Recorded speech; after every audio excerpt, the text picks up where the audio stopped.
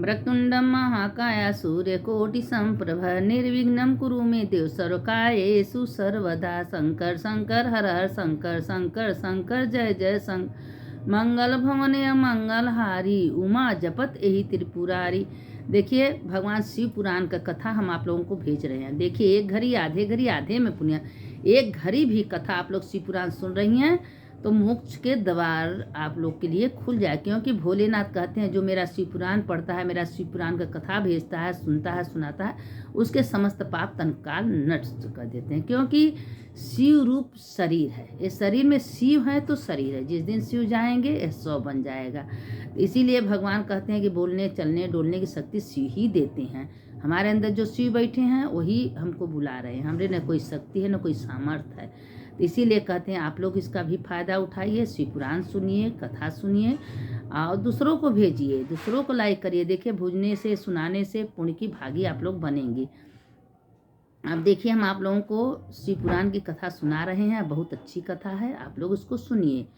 अब देखिए भगवान शंकर जी पार्वती जी हमेशा आदत है कि हमेशा निकल देते हैं घूमने के लिए और नंदी को बुलाते हैं और नंदी को बैठते हैं, चल देते हैं और सूक्ष्म रूप में दिखाई नहीं देते हैं कि भगवान शंकर पार्वती जी हैं कहाँ, और हमेशा मतलब देखते रहते हैं। हमारे हमारे अंदर आत्मा में भगवान शिव ही हैं, लेकिन हमेशा विचर के देखते रहते हैं। पार्वती जी से सारे कथा शिव जी स्वयं बताए हैं। देखो पार्वती, जो मेरा शिव ग्रंथ पढ़ेगा, सुनेगा, सुनाएगा, उसके समस्त पाप नष्ट कर देंगे हम। लेकिन श्रद्धा विश्वास होना चाहिए। तो अब वो बता रहे थे कि देखिए फागुन महीने में शिव जी का ही दिन है। फागुन महीने में जो कथा सुनता है, शिव पुराण पढ़ता है, उसके समस्त पाप तत्काल नष्ट हो जाते हैं।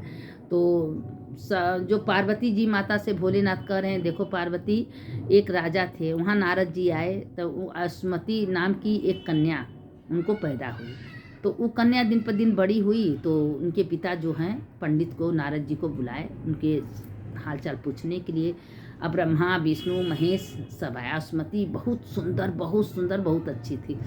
तो नारद जब उनका वेद पुराण कुंडली देखे तो कहें देखिए सब कुछ तो अच्छा है, लेकिन एक ही है कि 14 साल की उम्र में आपके जामाता जो है नहीं रहेंगे।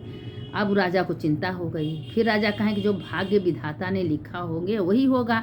हमारे तुम्हारे कहने से कुछ नहीं। पहले तो 9 साल 10 साल की लड़कियों को शादी लोग कर देते थे, राजा महाराजा सब हुई। तो अपना कहें जो भाग में लिखा होगा वही होगा, हमको टेंशन करने की कोई ज़रूरत नहीं है। अब वो अपन टेंशन छोड़ दिए, भगवान पर सब छोड़ दिए, भोलेनाथ पर। अब जब धीरे धीरे अस्मति बड़ी हुई, 12-13 साल की हुई, तो एक जंगल में गई। वहाँ ऋषि रहते थे, ऋषि की पत्नी भी रहती थी।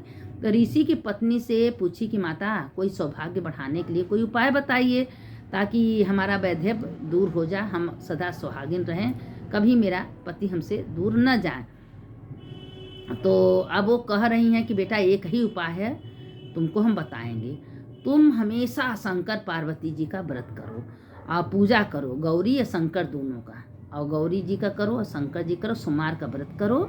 और अगर बीच में बहुत से बड़े विघ्न आएगा, बाधा आएगा, लेकिन तुम भगवान विश्वनाथ पर अटल विश्वास रखना और तुम कभी विचलित मत होना। कहने के लिए तो लोग बहुत सुनाएंगे, बहुत कहेंगे, पर तुम अपने ध्यान से भटकना मत। और तुम्हारा परीक्षा भी भोलेनाथ लेंगे, लेकिन तुम कभी विचलित मत होना। अब वो अपना कहें माता तब क्या करें, कहें तुम जाओ सोमवार का व्रत करो और मंगला गौरी का भी पूजा करो और भोलेनाथ को पूजा करो, दोनों को साथ में करो, शिव शक्ति का। क्योंकि माता गौरी सौभाग्य को देने वाली हैं और भोलेनाथ तो है ही हैं। भोलेनाथ से अगर माता गौरी कहेंगी तो तुम्हारा सुहाग अटल हो जाएगा। क्योंकि भोलेनाथ ऐसे हैं कि भाग्य अगर दुर्भाग्य है तो भाग्य में बदल देते हैं। कहते हैं कि देखो पार्वती, अगर कोई मन से मेरा आराधना करता है, उसके अंदर अगर दुर्भाग्य है तो उसको हम भाग्य में बदल देते हैं। पहले मेरे पास आके तो देखो, मेरा विश्वास करके तो देखे। तो पार्वती जी से कह रहे थे भोलेनाथ। तो अब अस्मति जो हैं आई, अब अपना उसी समय से मन तन से व्रत उठा ली। अब व्रत उठा ली प्रदोष काल में 4-4:30 बजे के करीब शंकर पार्वती जी को बैठा लेती थी और खूब बढ़िया सुंदर का मट्टी का पुतला प्रतिमा बनाती थी और मन से पूरी मन श्रद्धा से पूजा करती थी। पूजा करते करते करते आयुष्मती का शादी हो गया। अब शादी हो गई, एक दिन उनके पति गए तालाब में, तालाब का गंगा जी मान लीजिए, नहाने गए। जब नहाने गए तो नीचे से नीचे ही गायब हो गए। कहाँ चले गए? नागलोक में। अब नागलोक में गए, अब वहाँ सब पकड़ के रखी थी। 3 साल बीत गया, 3 साल कोई खबर नहीं। अब सबको यह मालूम हो गया, विश्वास हो गया कि आयुष्मती का पति मर गया। लेकिन आयुष्मती के दिमाग में यह था कि वो ऋषि यही बताई थी कि बहुत दुख आएगा, मुसीबत, तुम शंकर जी का विश्वास करना, कभी वो विश्वास पर हटना मत, क्योंकि अगर तुम विश्वास करोगी तो भगवान ने कभी न कभी तुम्हारे सुनेंगे। और उसके पति मरे थोड़ी न थे, लुप्त हो गए थे, गायब हो गए थे, क्योंकि भाई विधि का विधान तो होना ही होना है। देखिए दुर्भाग्य आएगा, लेकिन आप अगर सच्चे मन से भगवान को पकड़ के चल रही हैं, भगवान का आराधना कर रही हैं, पूजा कर रही हैं, भगवान पर विश्वास करें, तो भगवान उस दुर्भाग्य को मिट देते हैं। कहते हैं कि दुर्भाग्य आएगा, लेकिन जो हमारे पर विश्वास करता है उसका दुर्भाग्य हम मेट देते हैं। ऐसी बात नहीं, विश्वास करना चाहिए भगवान शंकर पर, पार्वती माता पर। और जो विश्वास करता है, माता पार्वती उसका सुहाग अटल करती हैं, सुहाग दुर्भाग्य मिटा देती हैं। अब वो क्या हुआ कि अब 3 साल 4 साल सब कहने लगा मर गए मर गए। वो बेचारी दुखी एकदम, लेकिन पर डे नियम से इतना दुख आया, लेकिन अपने दुख से विचलित नहीं हुई। वो ऋषि की पत्नी का बात सुन के अपना जाती थी तालाब के किनारे, और शंकर पार्वती जी को बनाती थी, पूजा करती थी, मन से पूजा कर, उतनी आंखों से आंसू झझर झझर झझर झझर गिरता था। अब पूजा करके वो मूर्ति को तालाब में विसर्जन कर देती थी। करते करते करते करते 3 साल बीत गए। तो अब शंकर जी का भृगुटी घुमा कि ये मेरी इतनी परम भक्त है और ये इतनी दुख से पीड़ित है, मैंने क्या करा है? पार्वती जी कहीं प्रभु आप कुछ तो दया करिए उसके ऊपर, आयुष्मती के ऊपर। तो कहें हाँ। अब उसके ऐसा चमका जो नागलोक में गई थी, अब सारे नाग उसको छोड़ दिए। अब ऊपर आते आते आते संजोग देखा कि उसी समय वो शंकर पार्वती जी का पूजन कर रही थी विधिवत मन तन से, और उनके जो पति हैं उसी समय वो तालाब से ऊपर आ गए। अब वो पहचान न सकी। अब सोचती हैं कि मेरे पति भी लग रहे हैं, लेकिन हम कैसे करें? अब वो अपना चिन्ह देख रही हैं, उनके कंधे पर राजा महाराजा के निशानी सब कुछ। लेकिन अब उनके देखते मतलब एक अंदर से ममता जागती हो रही है, अंदर अंदर इतना विभोर हो गई, आंखों से जर्जर जर्जर आंसू गिरने लगा। वो आयुष्मती को देख के उनकी आंखों से आंसू गिरने लगा। उसके मन में यह हुआ कि कहीं मेरी रानी तो नहीं है, लेकिन वो नहीं कुछ बोले। उसके बाद जब निकल के राजलोक में गए। अब वहाँ गए, वहाँ सारे लोग कहें कि अरे राजा गायब हो गए थे, आ गए राजा, पूरा ढिढोरा पिट गया। जो उसके माता पिता थे इतनी खुश थे, लेकिन उसके जो सास ससुर थे वो इतना खुश हुए कि मेरी बहू के ओजस से आज मेरा बेटा लग रहा है कि वापस आया। मेरी बहू इतनी तपस्या करती थी, तन मन से शंकर पार्वती जी का पूजा करती थी, तालाब के किनारे जाती थी, मन से पूजा करती थी। ओ न हो, मेरे बहू की कृपा से मेरा बेटा वापस आ गया। देखिए पत्नी अगर सही है, रास्ते पर चल रही हैं, अगर मन तन से भगवान का आराधना कर रही हैं, तो भगवान कहते हैं कि उसका आराधना हम स्वीकार करते हैं। अब उसका क्या हुआ कि पूरे गांव देश ढिढोरा पिटवा गया कि आयुष्मती के पति जिंदा हैं, आ गए। लेकिन उसके मन में खबलहनी मचा। वो मन से अपने शंकर जी का पूजा की, पार्वती जी का पूजा की, विसर्जन की। जो उसके साथ दासी थी, दासी से कही दासी अब तुम चलो घर। अब जब घर आए तो उसकी सास ससुर उसको गले में लपेट के इतना रोए, इतना कि बेटा आज तुम्हारे वजह से हम अपने बेटे का मुख देख पा रहे हैं। हम तो सोच लिए थे कि मेरा बेटा तो ख़त्म हो गया था, लेकिन तुम्हारे अटल विश्वास से तुम्हारा पति वापस, तुम्हारा सुहाग वापस आ गया। अब उसने क्या हुआ कि जब देखी तो वो चकनाचूर हो गई कि हम तो एकदम विश्वास कर दिए थे कि भाग्य का बेटा हो सकता है, क्योंकि पंडित जी बताए थे कि 14 साल में इसके पति नहीं रहेंगे।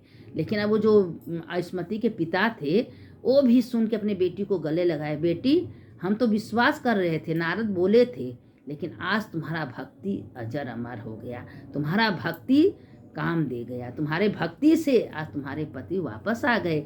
अब वह पिता माता भी खुश हो गए और सास ससुर भी खुश हो गए। पूरे गांव में ढिढोरा पिटवा के वो गाना बजा जहाँ से राजा का स्वागत हुआ। अब वो गई खुशी के मारे, उनसे रहाइश नहीं हुआ, घर में गई, पूरा सोरहो श्रृंगार की, पूरे हाथ में, पाँव में, गले में। अब रानी तो थी भाई, रानी को पूरा श्रृंगार का करने का फिर अधिकार मिला। जब अधिकार मिला तो रानी आए के अपने पति के साथ विराजमान हुई राज सिंहासन पर। अब उसके पिता क्या किए, उसी समय पूरी राजपाट, ऐश्वर्य, धन अपने बेटे को सौंप दिया, आयुष्मती के पति के सौंप दिए। सौंपने के बाद अपने जंगल में चले गए। जंगल में जाके तपस्या करने लगे और कहें अब हम जा रहे हैं, महादेव के हो जाएंगे, महादेव का दिन रात जबले जिएंगे उन्हीं को पकड़ के चलेंगे, उन्हीं का पूजा करेंगे, उनके सिवा मेरा कोई कुछ नहीं है।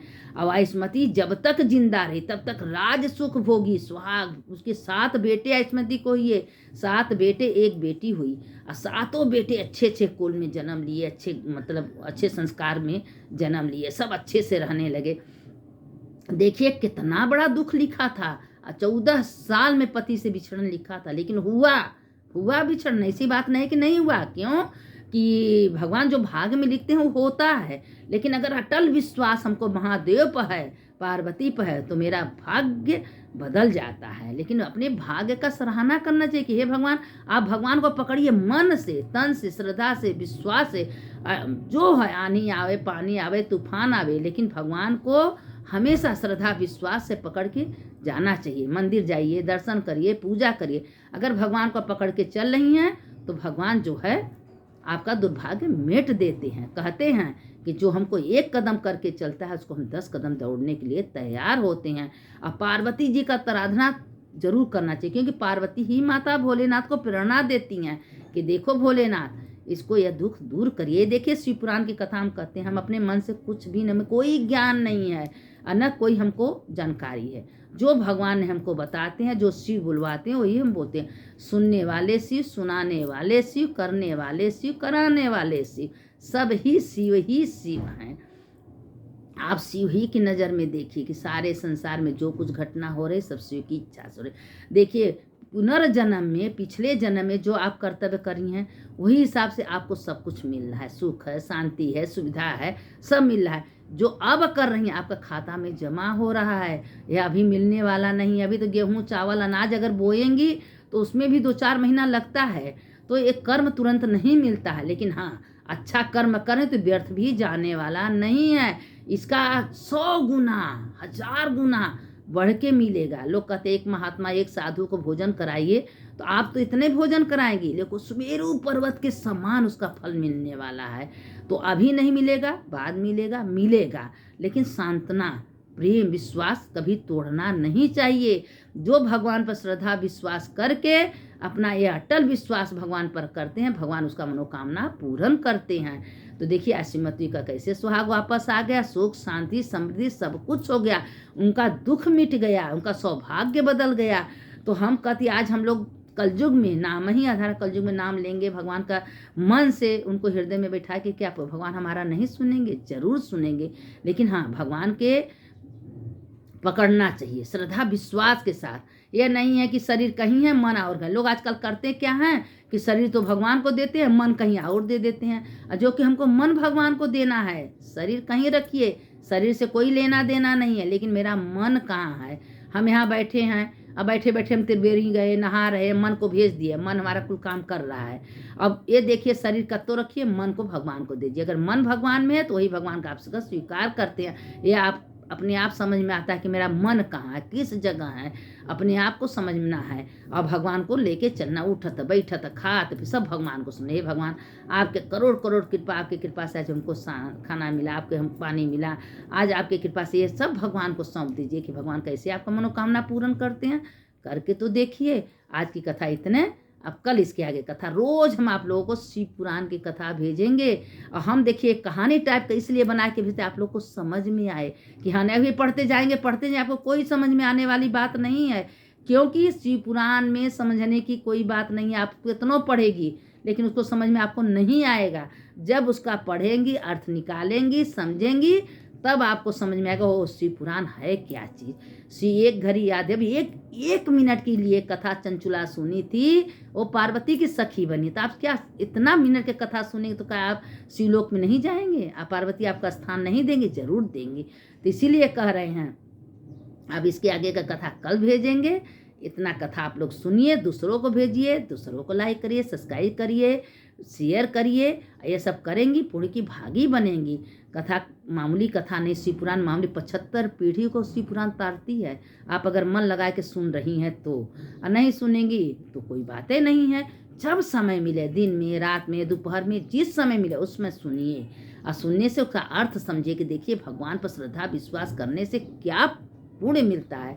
मैं कौन हूँ, देखिए शिव हैं, तभी शरीर चल रहा है, जिस निकल दें 100 हो जाएगा। तो इसीलिए सोचिए कि मेरे आत्मा के अंदर शिव ही विराजमान है। जो हम कर्तव्य कर रहे हैं शिव की इच्छा से कर रहे हैं।